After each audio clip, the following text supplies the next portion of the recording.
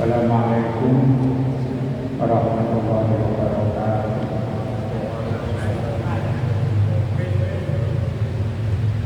Hadratin Nabi sallallahu alaihi wasallam wa ala alihi wa sahbihi wa azwajihi wa dzurriyyatihi wa ahli baitihi radhiyallahu ta'ala anhum ajma'in.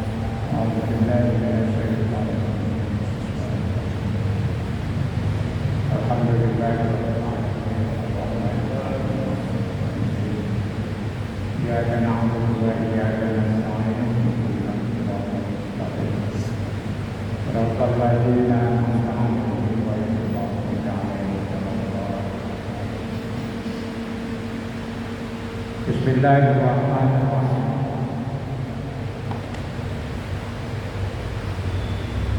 Halaman 76.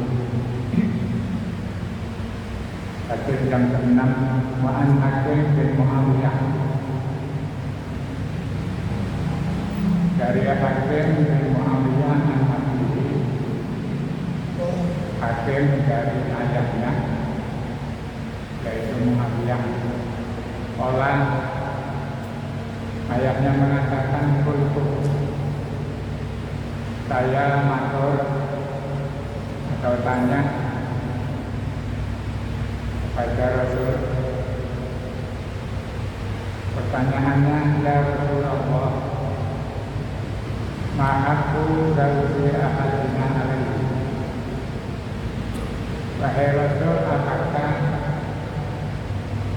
kewajiban berarti hakun itu asal maknanya apa? Kalau hak itu kan untuk diri kita, maka di sini makaku zawji ahadina alaihi. Apakah haknya seorang suami atasnya? Berarti hak atas itu maknanya kewajiban.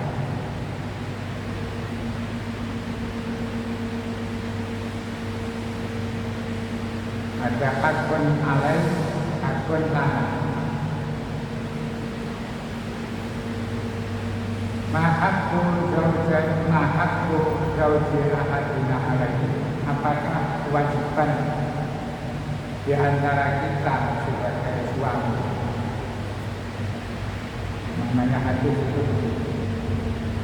Muawiyah tanya kepada Rasulullah, ya Rasul, kami sebagai suami ini apa kewajibannya? Tentu kepada istrinya terutama, juga kepada keluarga yang lain, anak-anaknya atau anak. Orang Rasulullah menjawab, Sulaiman tidak ada. Pertama, kewajiban kepada istrimu adalah memberikan makan jika kamu bisa makan. Batuk suha idza kasaita, atau watak suha idza kasaita, dan memberikan pakaian jika kamu tidak berpakaian. Wala tadribul wajah, jangan memukul wajahnya, wala tuqabih, dan jangan menjelek-jelekkan istrimu. Wala tahjur illa bil baiti, jangan kamu menghindari istrimu illa bil baiti, kecuali hanya sebatas di rumah.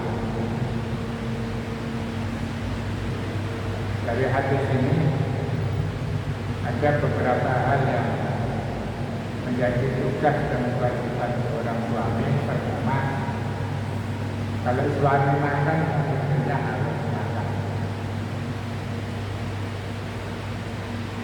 disesuaikan.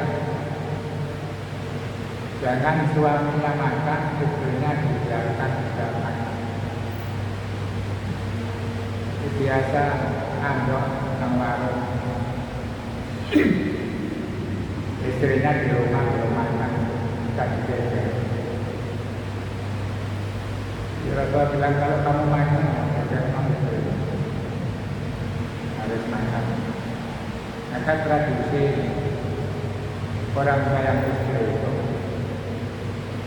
kebetulan bepergian atau sedang di luar rumah terus melihat ada warung ketok enak, cepat menarik, pas tidak dengan istrinya, terus mana dokter minimal dibungkus atau enak kartu dia. Itu ajaran Rasulullah dalam rangka membangun keutuhan dan keharmonisan rumah tangga. Itu seorang suami ketika dia makan sesuatu, ya istrinya harus dipikirkan. Kan banyak orang yang sekarang itu yang penting mandor itu mencoba urusan orang itu dan masak-masak dewe. Itu tidak baik. Jadi salah satu sunnah Rasul yang diajarkan kepada para sahabat, kalau kamu makan ya istrimu kamu pikirkan, kasih makan. Kalau bisa ya yang sana. Jadi jangan mandek dia enak no. Sebab saya kata jalan-jalan saya penting bawa. Jadi Islam Rasul Tutimu hadita akalkan. Yang kamu makan itu berikan juga kepada batak suha ingat rasaita. Dan kamu berikan pakaian seperti kamu berpakaian. Sekarang ya istilahnya sedang orang itu kan ada yang ditulis. Kalau dia beli pakaian yang mahal bermerek gitu. Tapi saya baca itu kalau nanti murah-murah. Tapi sekarang model beli pakaian itu baru yang murah gampang. Online sekali. Kayak saya pada pakai tutup pakaian tapi harganya murah, padahal dia sendiri pakaiannya mahal. Itu maksudnya watak suha tidak asaita. Kalau kamu berpakaian, ya berikan istrimu pakaian seperti yang kamu pakai. Tentu bicara soal kualitas. Saya mau bikin apa? Istilahnya membangun keadilan di dalam rumah tangga. Walau tadribil wajah, jangan suka mukul wajah, moro tangan. Karena kadang-kadang seorang suami itu gampang ringan tangan. Ringan tangan itu ngamplokan. Tak cocok sedikit sudah marah moro tangan. Tidak boleh, harus dijaga. Walaupun kopi, jangan menjelek-jelekkan istrimu. Wala tahjur illa baik. Kalau kamu ingin menghindar, ojo minggat dari rumah. Tapi istilahnya orang dulu, tak bawa bojone terus metu turu gerdu. Sekarang tak tertentu. Apa selepas kabel? Kalau zaman dulu kan, apa itu gerdu itu untuk cangkruan. orang-orang nganggur kadang-kadang di kampung itu ada patroli giliran tiap hari mesti tiap malam itu ada yang Joko Bergo itu istilahnya siskamen.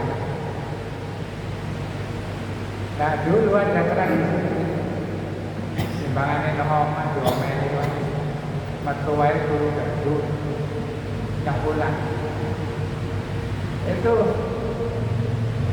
bukan menghindari masalah, nambah masalah. Ya nggak apa-apa, nenek kan cocok wis. Ya apa turun apa rusina itu pokoknya jangan keluar. Jadi kalau ditinggal orang galuh ceritanya nanti itu tambah makar. Bisa ngamuk-ngamuk. Bilang sama anaknya kan di bapakmu buat mulai berdak.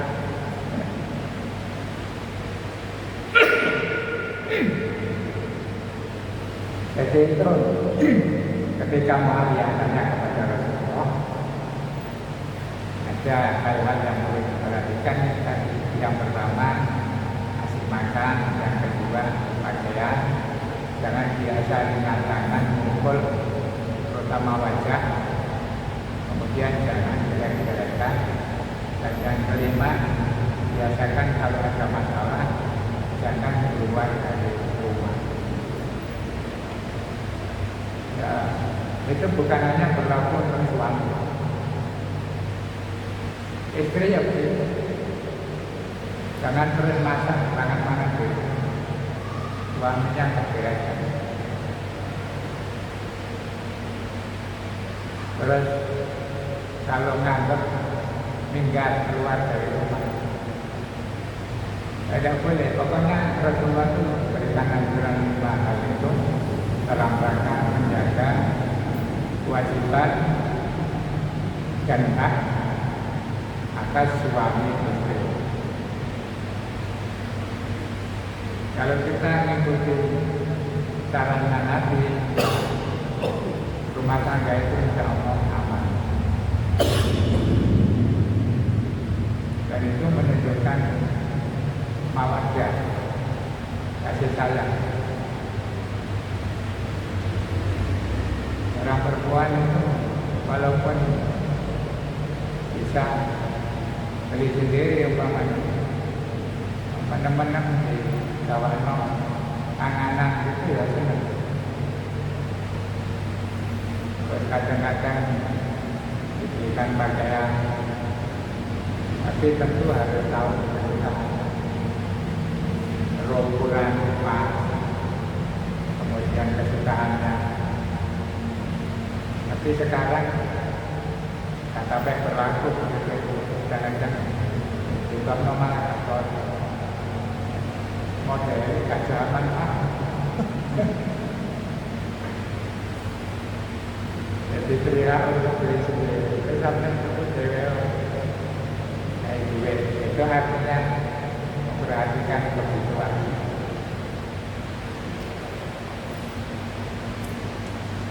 Rawahu Ahmad wa Nasa'i wa Abu Dawud wa Ibnu Majah wa Al-Bukhari ba'da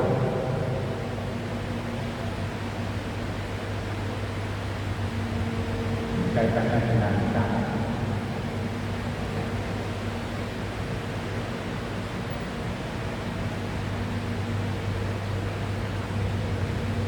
Yang ketujuh, Wa'an Jabir, dari Jabir bin Abdullah radhiyallahu anhu. Qala Jabir mengatakan, kana billahi taqulu, orang-orang Yahudi dulu sering mengatakan atau menebar info, mengatakan tidak ada rajulah, tidak ada rajulu, itu harapan adalah salah kata. Tidak ada rajul, ketika seorang laki-laki mendatangi Mendatangi itu artinya berhubungan. Imra'atan dengan istrinya. Rajulu itu fakir, imra'atan itu makhluknya, maka bacaannya tidak akan rajulu imra'atan.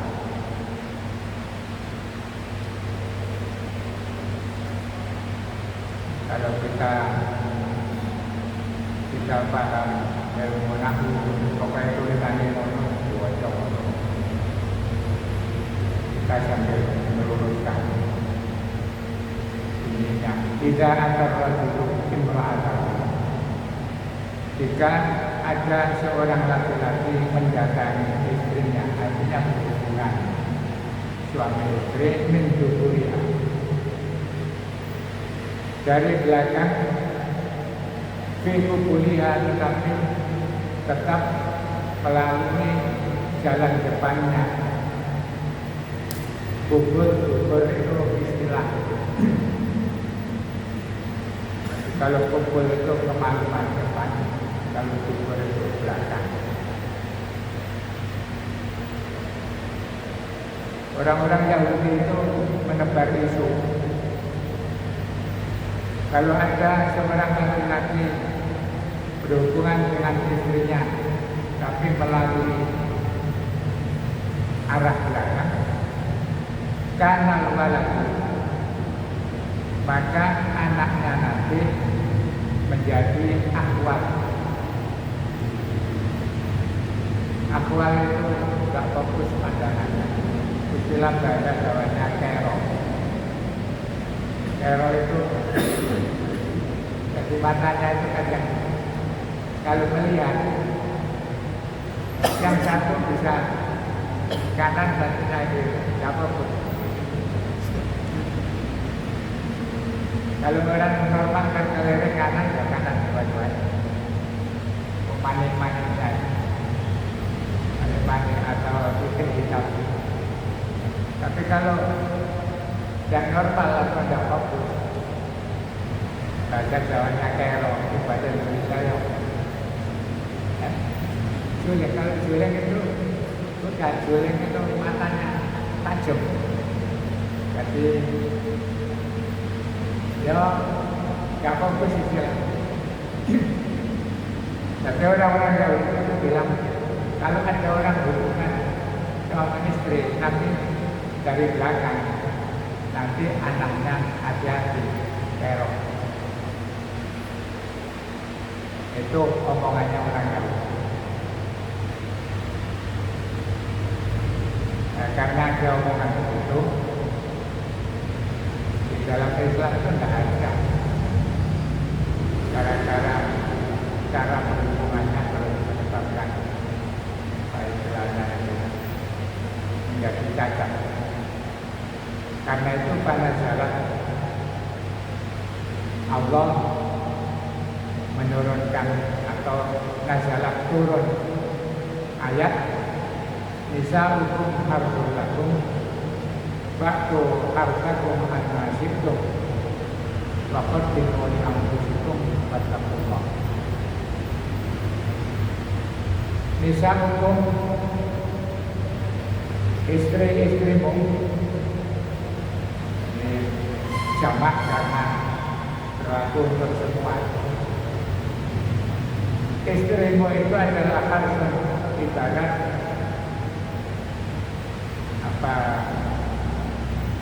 ladang. Batu hartamu, maka kelolahlah ladangmu an-nasidum dengan cara segenggam kamu. Ada yang mengartikan,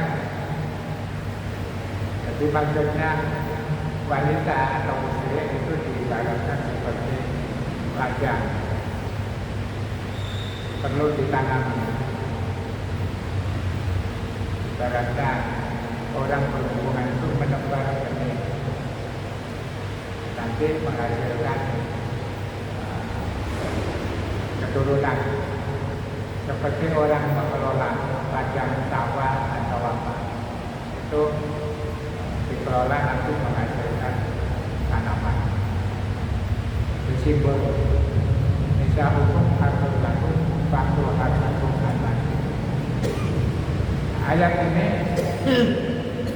dijelaskan oleh para ulama, para penafsir bahwa dalam Islam itu melakukan hubungan suami istri itu diberikan kebebasan.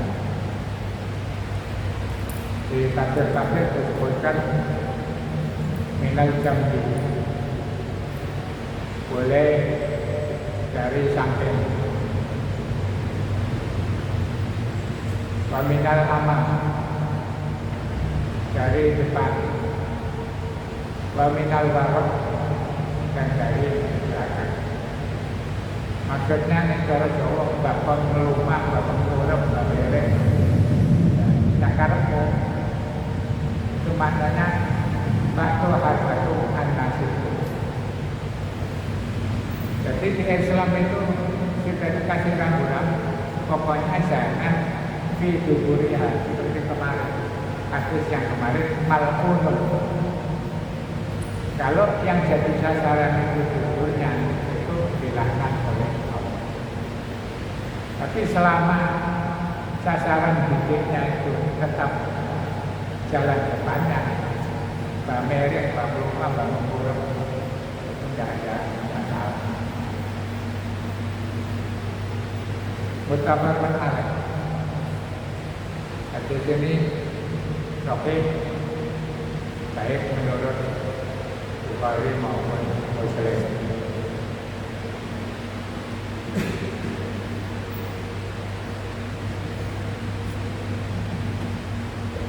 Yang kedelapan, wa an Ibnu Abbas radhiyallahu anhu, dari Ibnu Abbas radhiyallahu anhu qala qala Rasulullah sallallahu alaihi wasallam, Rasulullah bersabda, lau anna ahadakum,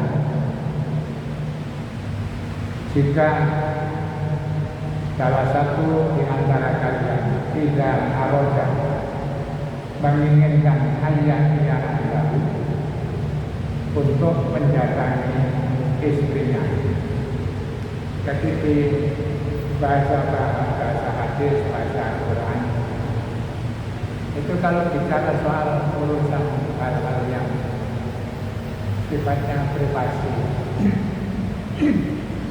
hubungan suami istri, itu selalu menggunakan kalimat-kalimat yang disamarkan, simbol. Makanya kadang-kadang kita kalau mendengar kiai, ceramah bicara soal yang dalam Islam Jawa sempat ngomongin bahwa itu sebenarnya ada etis. Dulu tidak ada yang belak-belakan kita, karena ajaran Al-Quran itu hadisnya itu kan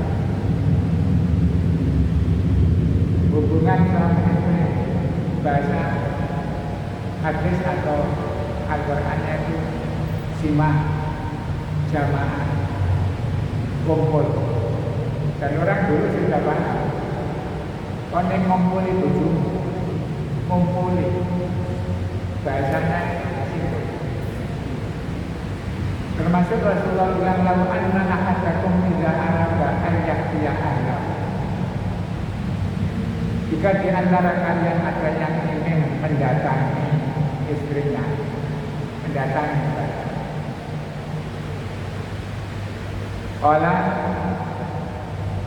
maka hendaklah mengatakan Bismillahi Allahumma jannibna syaitana wa jannibna syaitan ma razaqtana. Ini anjuran Rasul.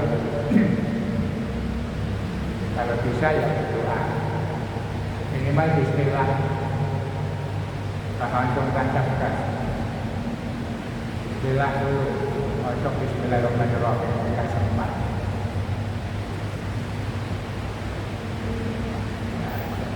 Syukur-syukur kalau ada doanya Allahumma jannibna syaiton wa jannibna syaiton ma razaqtana. Fa innahu, kalau orang mengatakan seperti itu, yuqaddar bainahuma waladun.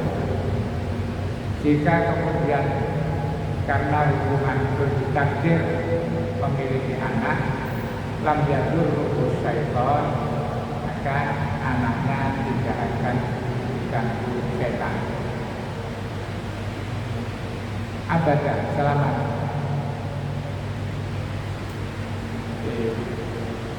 Setan itu dihindarkan dari anak hasil hubungan karena ada barokahnya doa, minimal baca baca.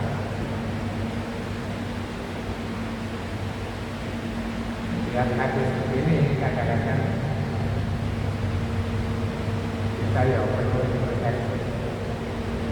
Waalaikumsalam kerja kami. Ojo nyala-nyala ini.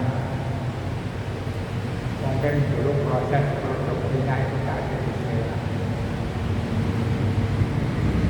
Dan terlanjur ya dengan doa ya.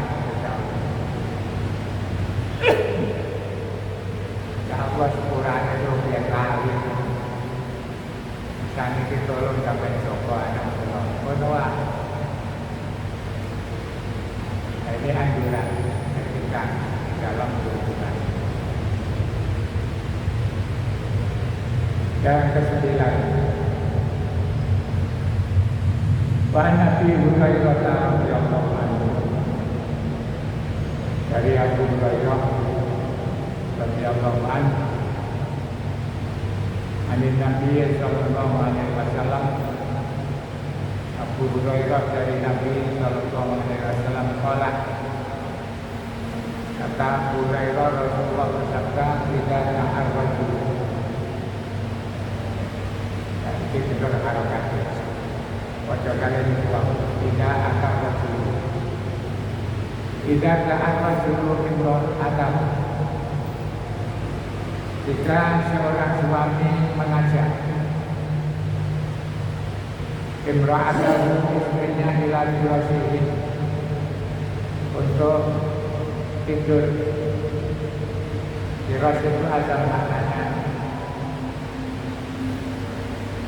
baca doa nilai tempat tidur. Firas dulu diartikan tikar, sekarang ya kasur atau ranjang. Ini juga bahasa-bahasa Indonesia.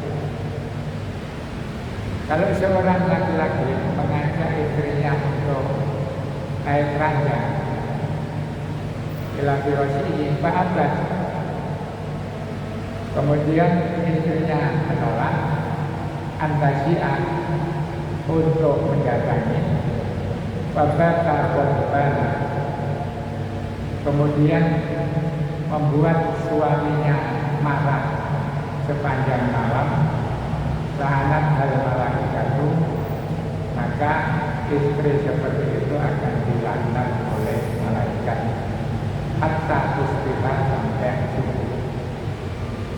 Laknat itu kemarin sudah dijelaskan, didoakan jika mendapatkan rahmat Allah. Hanya ada kaitannya dengan hadis yang kemarin Fa'asyiru bil ma'ruf. Kalau ada seorang suami ngajak istrinya nikah, itu usahakan tahu situasi, karena ada penyebabnya kadang-kadang. Mungkin dalam kondisi capek atau sakit, atau yang secara sakit dan kebetulan pada bulan. Kalau situasinya begitu, Ya, jika bisa ditahan ya kita, nggak usah marah-marah. Marah-marah sampai subuh, kayak turun. Itu menyebabkan seorang istri itu dilaknat oleh malaikat. Didoakan tidak mendapatkan rahmat. Kalau istri kita enggak dirahmati Allah, berdampak kepada kita. Makanya dibutuhkan kesabaran kemarin. Misalnya marah, terus-terus, ngamuk-ngamuk sampai terus. Itu menyebabkan malaikat melaknat. Wali muslimin ini walabdul Bukhari. Kalimat yang dijelaskan ini menurut Imam Bukhari. Wali muslim, menurut Imam Muslim redaksinya beda. Jadi kalau Bukhari mengatakan la'anat hal malaikatu hatta tusbihah, malaikat melaknat sampai subuh. Tapi Imam Muslim kalimatnya beda. Kana lagi bersama sahiban malaikat hatta yardo'an. Jadi bahasanya Imam Muslim, maka yang tinggal di langit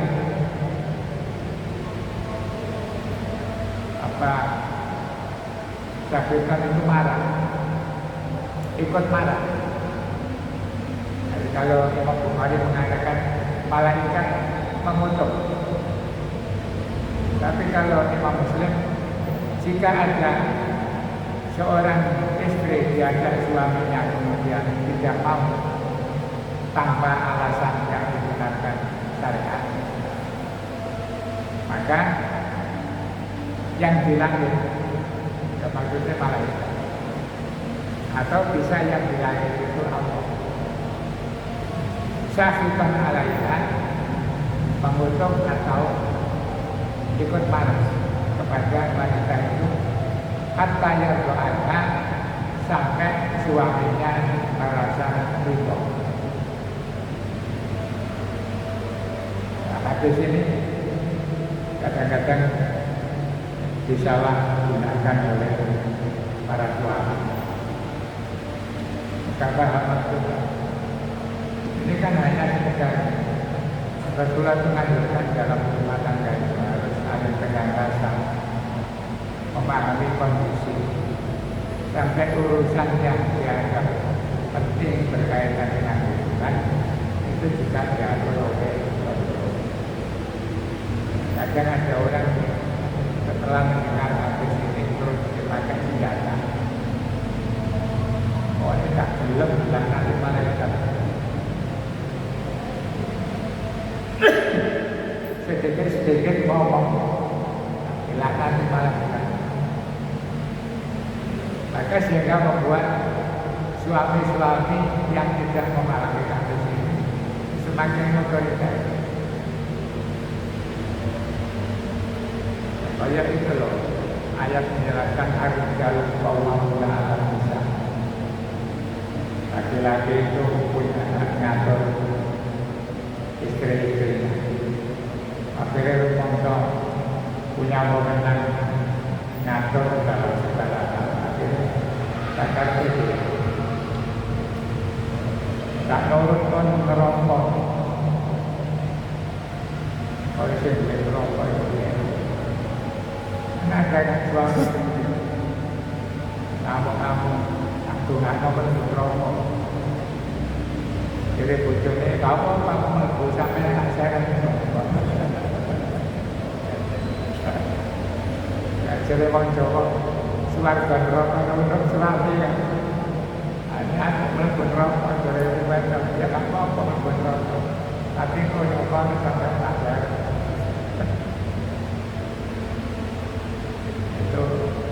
Kadang-kadang kita ekstrim, kasus-kasus begini ini harus dipahami maksud dan tujuannya.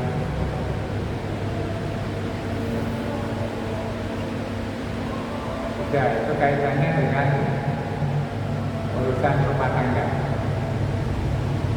Hadis ke-10 Ba'ani bin Umar radhiyallahu anhu. Dari Ibnu Umar radhiyallahu anhu, anna Nabi sallallahu alaihi wasallam, bahwa Nabi sallallahu alaihi wasallam melaknat. Bahasa sekarang mengutuk, mendoakan tidak mendapat rahmat atau jauh dari rahmat Allah kepada siapa? Al-wasilata, kepada wanita-wanita yang menyambung rambutnya.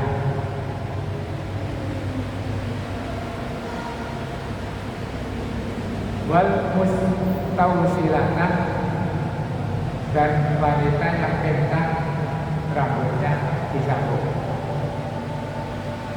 Dulu zaman Rasulullah, bahkan zaman kita masih kecil itu ada istilah nyambung rambut. Makanya dulu banyak orang yang bodolan rambut. Bodolan rambut itu bisa dijual zaman dulu. Nah itu tahu ada pemotong boleh bodolan rambut. Ya dulu itu waktu saya masih di kampung-kampung banyak orang cari bodolan rambut. Terus kalau ditanya, kamu nopo bodolan rambut? Mungkin di Surani, di Toto, mana kayak sambung. Istilah zaman dulu dari sambung. Rambut-rambut terutama itu untuk wanita-wanita yang terkesan dulu itu tidak terhormat.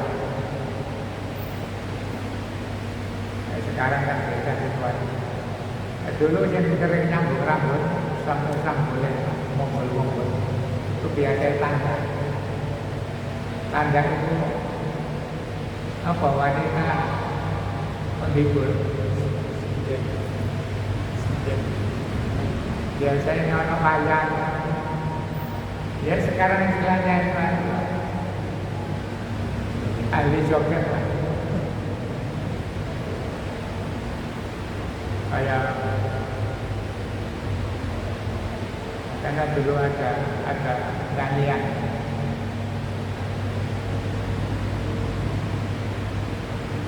Saya lupa nanti. Butuh galak, butuh galak, kolam lunjak.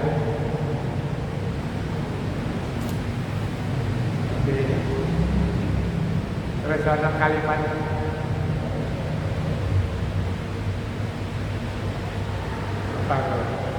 nanti ada banyak niat ngambung tangga,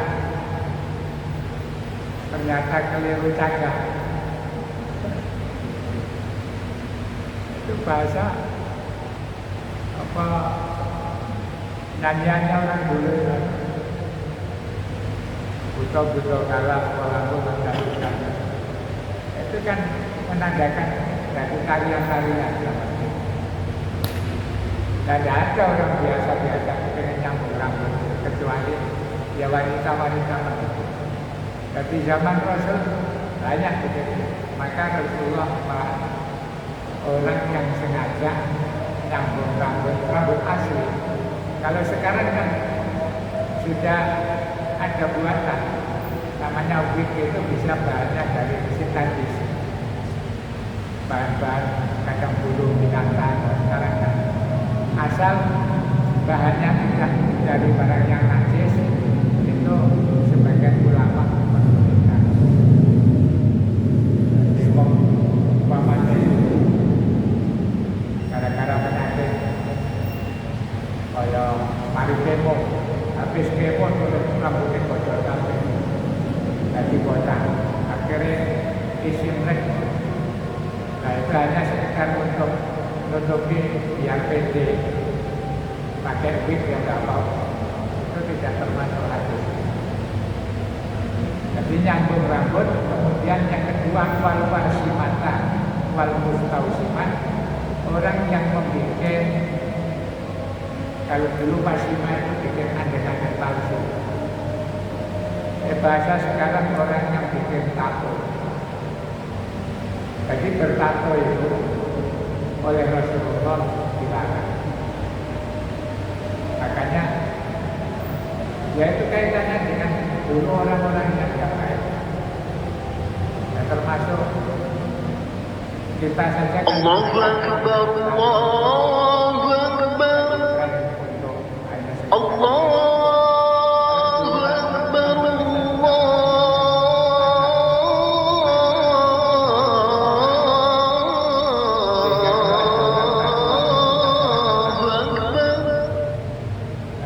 Asyhadu an la ilaha illallah.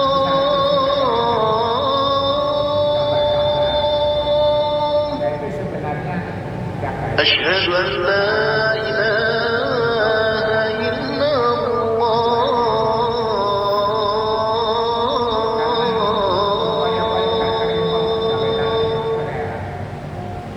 أشهد أن محمد رسول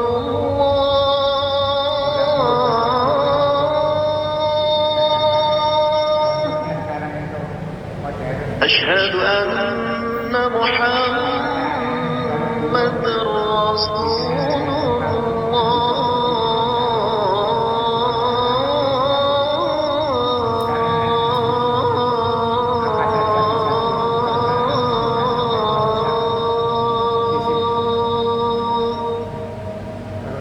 حي على الصلاة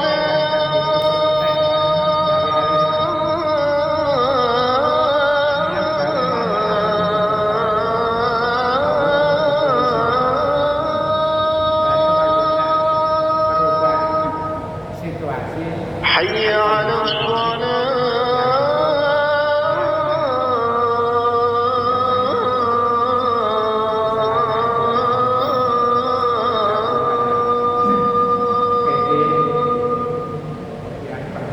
حي على الفلاح